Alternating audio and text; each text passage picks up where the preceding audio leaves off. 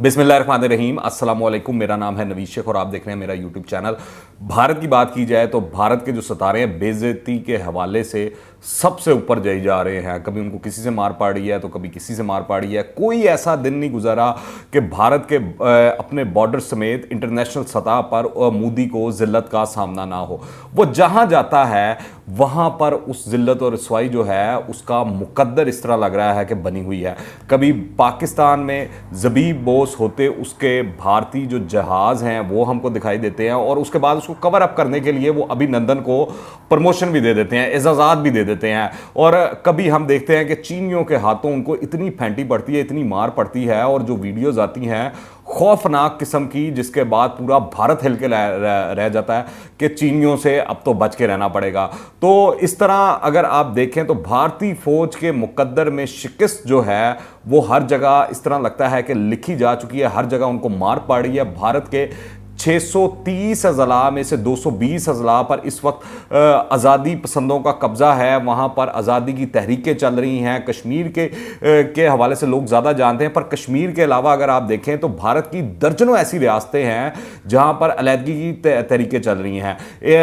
इन रियासतों की तादाद कितनी है? 67 है और 67 तहरीकें जो हैं इन रियासतों के अंदर काम कर रही हैं, जिनमें से 17 बड़ी हैं और 50 छोटी तहरीकें हैं। इन रियासतों का मैं आपको नाम बता देता हूं। इनको रेड कॉरिडोर भी कहा जाता है और वो जिस तरह वो कहते हैं ना कि चीन जब भी भारत पर हमला करेगा तो उसकी चिकन नेप को दबा लेगा, तो वो आगे की जितनी ये रेड कॉरिडोर्स वाली स्टेट्स हैं तो ये एक तरह से वो गिर जाएंगी और बिल्कुल भारत से अलहदा हो जाएंगी। इनमें कौन कौन सी स्टेट शामिल हैं? इनमें नागालैंड है, मिजोरम है, मणिपुर है और असम से लेकर बिहार, आंध्र प्रदेश, मगरबी बंगाल और इस वक्त भारत के लिए जो है दर्द सर जो है ये तमाम तहरीकें बनी हुई हैं।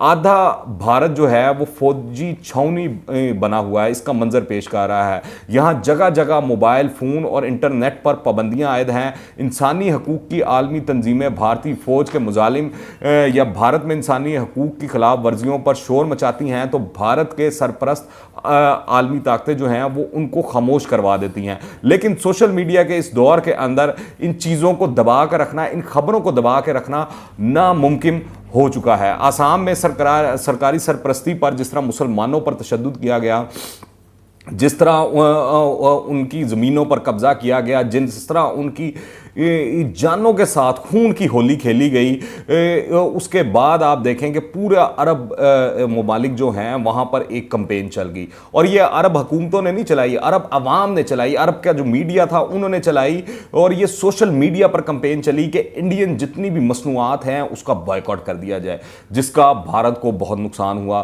भारत को बड़ा उसने वो की आई बाएं और बड़ी कहानियाँ सुनाई कि ऐसे नहीं तो वैसे नहीं और बड़ी कोशिशें की, पर जब आप अवाम जो है एक दफ़ा आपके ख़िलाफ़ हो जाए तो फिर वो कैसे मुमकिन है कि ये जो मसनूआत हैं वहाँ पर चल सके। तो बड़ी कामयाबी से अरब के अंदर ये जो इंडियन मसनूआत जो हैं उनकी बाइकाट की मुहिम चलाएगी। फिर मोदी ने जैसे ही बॉलीवुड स्टार शाहरुख खान के बेटे को टारगेट किया हुआ है, इसने तो तमाम पर्दों को हटा दिया है। जितनी परतें हैं वो खुलती ही चली जा रही हैं।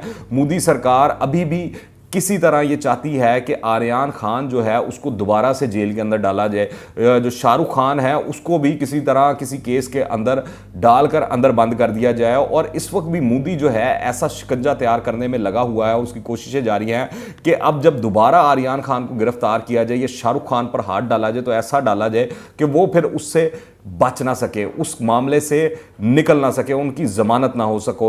यही वजह है कि ये केस जो है अब एनसीबी जो एंटी नारकोटिक्स ब्यूरो है भारत का, उसके अलावा जो है एनआईए यानी नेशनल इन्वेस्टिगेशन एजेंसी के हवाले कर दिया गया है और ये एक काउंटर टेररिस्ट टास्क फोर्स है। यानी अनकरीब आर्यन खान और शाहरुख खान पर आप दहशतगर्दी के इल्ज़ामात और पर्चे कटते हुए देखेंगे और आप देखेंगे कैसे उनको अंदर डाला जाता है।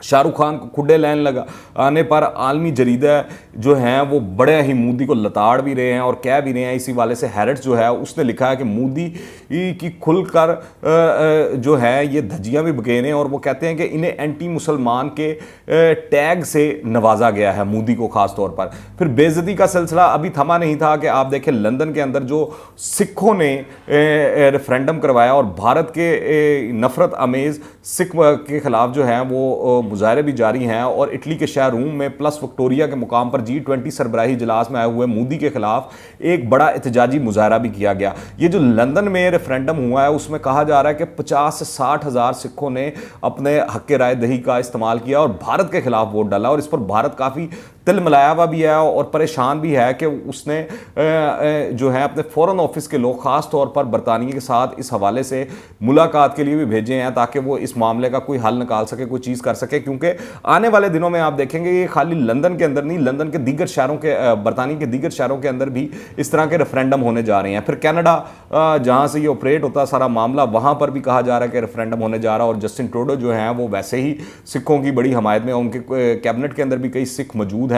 वैसे मोदी किसी भी मुल्क का पहला सरबराह होगा जिसने अपने मुल्क के अलावा भी आप देखें बैरून मुल्क जो है जिल्लत का सामना करना पड़ता है, एहतजाजी मुजाहरों का सामना करना पड़ता है, उसकी जहां जाता है वह उसकी बैशिंग चलती है, उसकी क्लास ली जाती है, यहां तक के जो लोग हैं उसके खिलाफ मुजाहरे करते हैं, जो वहां उस मुल्क का मीडिया होता है वो मोदी को आड़े हाथों लेता है क्योंकि उसके करतूत ही ऐसे हैं। एक रिपोर्ट के मुताबिक मोदी हुकूमत ने हिंदू आबादी को खतरनाक हद तक हिंदुत्व के नशे में मुब्तला कर रखा है। हिंदुत्व कुव्वतें मुसलमानों और इनकी अमलाक को निशाना बनाना अपना मुकद्दस फरीज़ा समझती हैं, इनकी तस्लील की जाती है और यहाँ तक कि इन्हें कत्ल भी कर दिया जाता है। और ये रोज़ाना के वाक़यात हैं, ये कोई इस तरह के नहीं है कि महीने में एक दफ़ा या हफ्ते में एक दफ़ा इस तरह का कोई इंसिडेंट हो जाता है। ये रोज़ भारत के अंदर हो रहा है। रोज़ जो मुसलमान हैं उनके ऊपर जमघटे आते हैं, पूरे पूरे टोलियों की शक्ल में ये बीजेपी और आरएसएस के लोग आते हैं और वो किसी की टांग तोड़ देते हैं, तो किसी का हाथ तोड़ देते हैं, तो किसी की खोपड़ी खोल कर रख देते हैं,